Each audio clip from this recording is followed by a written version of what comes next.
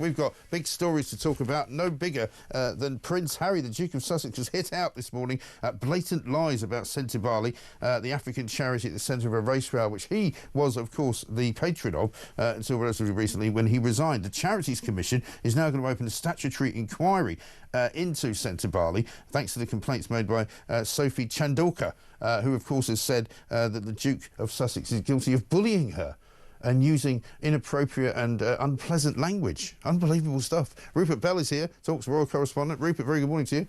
Good morning, Mike. This story has got some legs, hasn't it? Still going after about 5 days. Yeah, and it's a sort of element of he said, she said, who said what.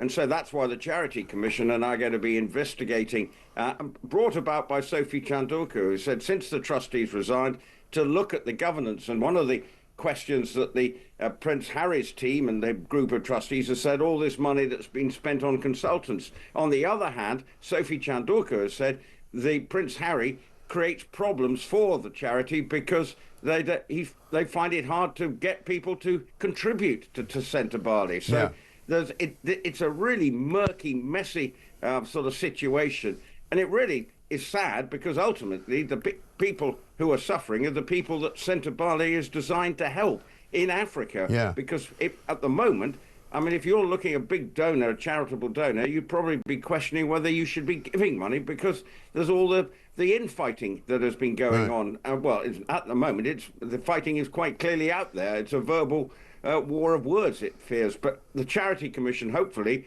will sort of give the correct picture of exactly what is going on. And Sophie Chandorka has said she's got nothing to hide. Right, exactly. And Harry has issued a statement, which is unusual because we had said until yesterday he's not really said much about this whole situation. He says, I've had a clear goal to support the children and young people in Southern Africa in memory of our mothers. What has transpired over the last week has been heartbreaking to witness, especially when such blatant lies hurt those who have invested decades in this shared goal. Well, he may say that, but I mean, he's now resigned as the head of the charity, so he's obviously not got that goal anymore. Well, no, but he would like to get it back, and ultimately he wanted to say that Sophie Chandorka should resign, and then he could, the trustees could appoint someone new.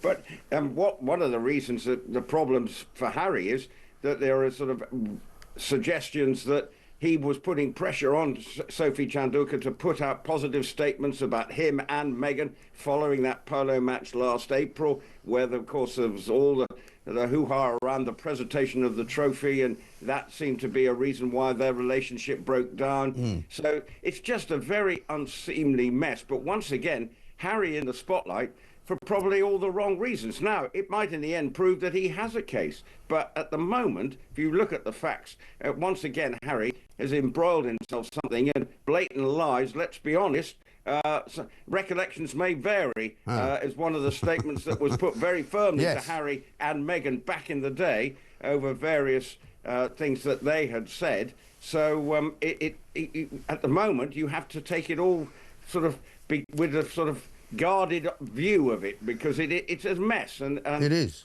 And Harry again has got himself in a position where he's in the spotlight for the wrong reasons. It is interesting though that his wife hasn't actually leapt to his defence here, where he's always leaping to her defence. No, she said nothing. She's too busy worrying about what to do with raspberry jam pots when they've been used. So, well, I was saying yesterday, obviously now that if you want to buy some of that raspberry jam, which I understand you can't because she only made about 10 pots of it and it's all sold out, you have to add a 10% tariff onto it now because it'll be coming from the US of A into Britain, right? So it now costs £12.10 now, not £11. Well, and the honey's even more expensive. Yeah, 22 quid for that. Yeah, I mean, and again, we're not sure of the provenance of the honey, but it must be the best honey that's going available in America, I would have thought. Well, indeed. I've never been a fan of American honey, to be honest. It's not one of the things they do well.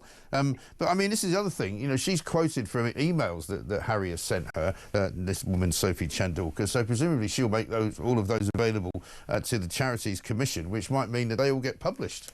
Well, yes, and she's a feisty lawyer, clearly, and she would have made sure that she'd got all her position well sorted out, because she suddenly found herself in the storm because they resigned and she'd hardly had time to notice it.